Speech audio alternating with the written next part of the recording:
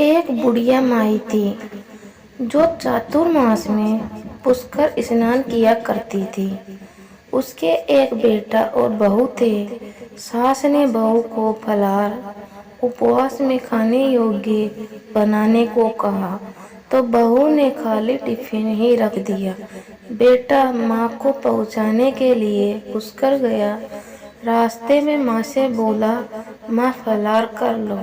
जहाँ पानी मिला वही फलाहार करने बैठ गई तो भगवान की कृपा से खाली टिफिन फलों से भर गया। माँ ने फलाहार कर लिया। पुष्कर माँ के रहने के लिए झोपड़ी बनाकर बेटा वापस घर आ गया। रात्रि में श्रावण मास आया और बोला, बुढ़िया माई दरवाजा खोल। तब बुढ़िया माई ने पूछा, आप कौन है? मैं श्रावण मास। बुढ़िया ने तुरंत दरवाजा खोल दिया। बुढ़िया माई ने शिव पार्वती की पूजा अर्चना की, बेलपत्र से अभिषेक किया। जाते समय श्रावण मास ने बुढ़िया माई को आशीर्वाद दिया और झोपड़ी की एक दीवार सोने की हो गई। भाद्रपद मास आया, उसने भी दरवाजा खोलने को कहा।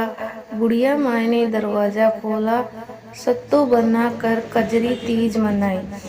भाद्रपद मास ने बुढ़िया माई को आशीर्वाद दिया और झोपड़ी की दूसरी दीवार भी सोने की हो गई। फिर आश्विन मास आया और उसी ने भी दरवाजा खोलने को कहा। बुढ़िया माई ने दरवाजा खोला, पितरों का तर्पण कर ब्राह्मण भोज कराकर श्राद्ध किया। नवरात्रि में माँ दुर्गा को अखंड ज्योति जलाकर प्रसन्न किया। सत्य की विजय दिवस के रूप में बुराई का अंत की खुशी में दशहरा मनाया।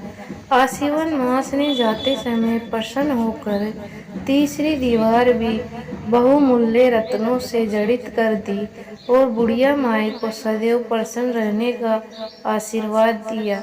इन सब के बाद कार्तिक मास आया, उसने भी दरवाजा खोलने को कहा।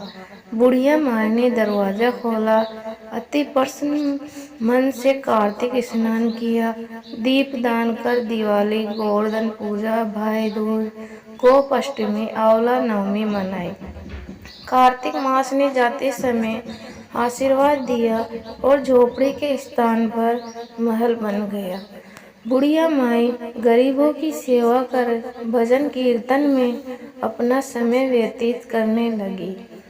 बेटा अपनी माँ को लेने आया तो माँ और झोपड़ी को पहचान न सका तो पड़ोसियों से पूछा। उन्होंने बताया तो बेटा माँ के चरणों में गिरकर बोला, माँ घर चलो।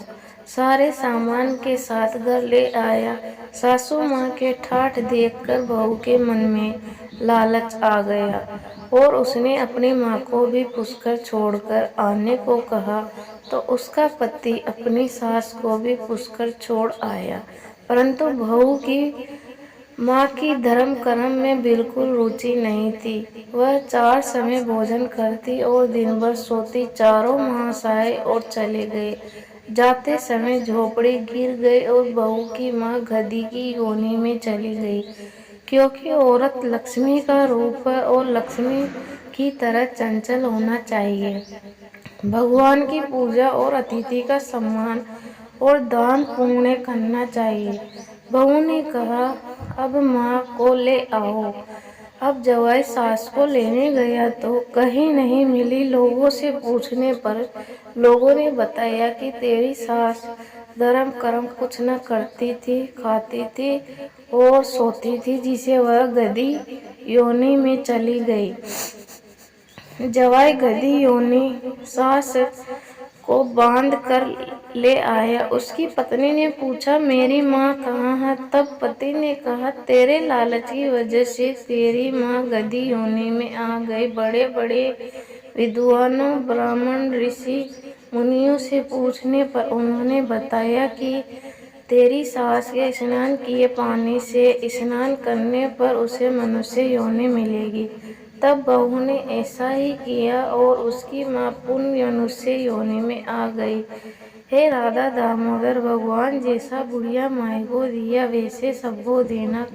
कहता न सुनता, न उकार भरता, न मारा सारा परिवार न दीजो।